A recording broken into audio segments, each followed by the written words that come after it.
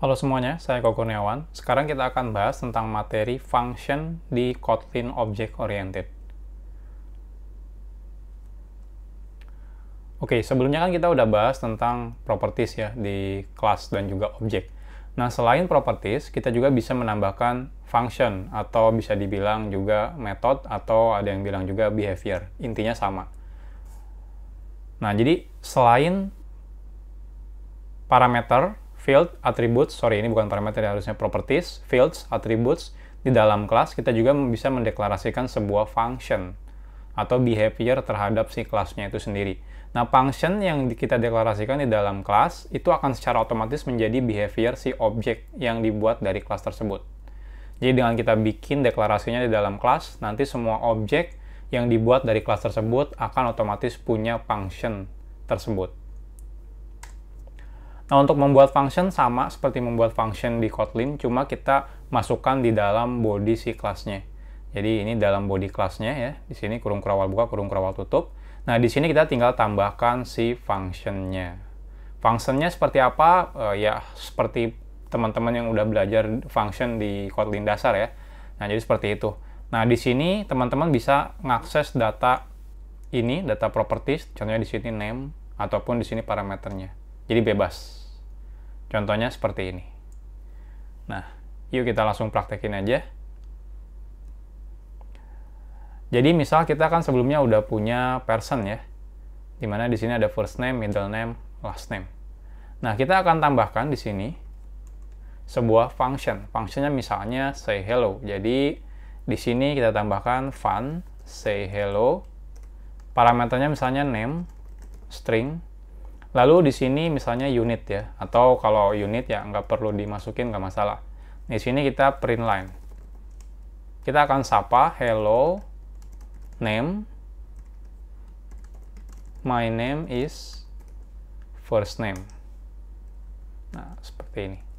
Jadi name ini ngambil dari parameter ini, first name ini ngambil dari first name si propertiesnya. Nah, jadi seperti ini. Contohnya lagi, misalnya fun run. Di sini tinggal print line misalnya I am run. Atau fun get full name. Nah, kita pengen dapetin nama fullnya, returnnya di sini string seperti ini.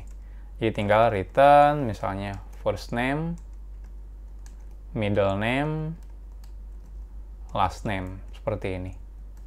Jadi function yang biasa kita buat di dalam Kotlin itu kita bisa masukkan ke dalam si kelas. Nah, nanti otomatis si function-function ini bisa menjadi function objeknya si person. Caranya gimana ngakses function ini? Cukup menggunakan kata kunci titik seperti kita ngakses properties. Nah, sekarang kita coba akses. Saya di sini bikin file Kotlin baru, misalnya function. Kita bikin main function. Nah, di sini kita bikin file echo misalnya sama dengan person echo titik first name-nya misalnya echo, middle name-nya dan juga last name-nya. Nah, sekarang tinggal kita eksekusi fungsinya cukup menggunakan nama objeknya titik say hello misalnya ya. Nah, langsung ada say hello misalnya Budi. Nah, kalau kita running hasilnya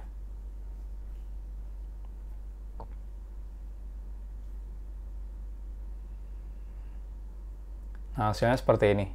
Hello Budi, my name is Eko. Nah, kalau kita eksekusi yang lain, run misalnya,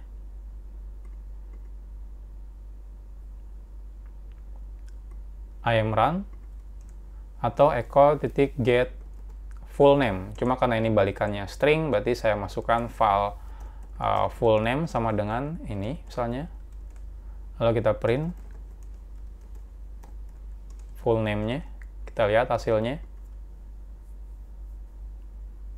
Nah, hasilnya Eko Kurniawan Kanedi. Nah, jadi seperti itu ya. Jadi kita bisa menambahkan function ke dalam si person ini. Jadi ini lebih enak. Jadi kita kalau saat bikin kelas, itu sebenarnya kita mengenkapsulasi atau mengumpulkan dalam satu tempat properties dan juga function yang berhubungan data tersebut.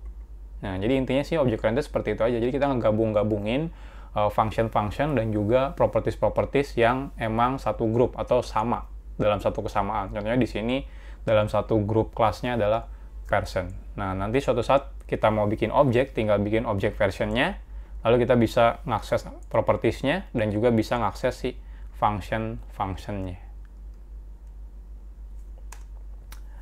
Oke, mungkin sekian tentang function. Next, kita akan bahas tentang function overloading.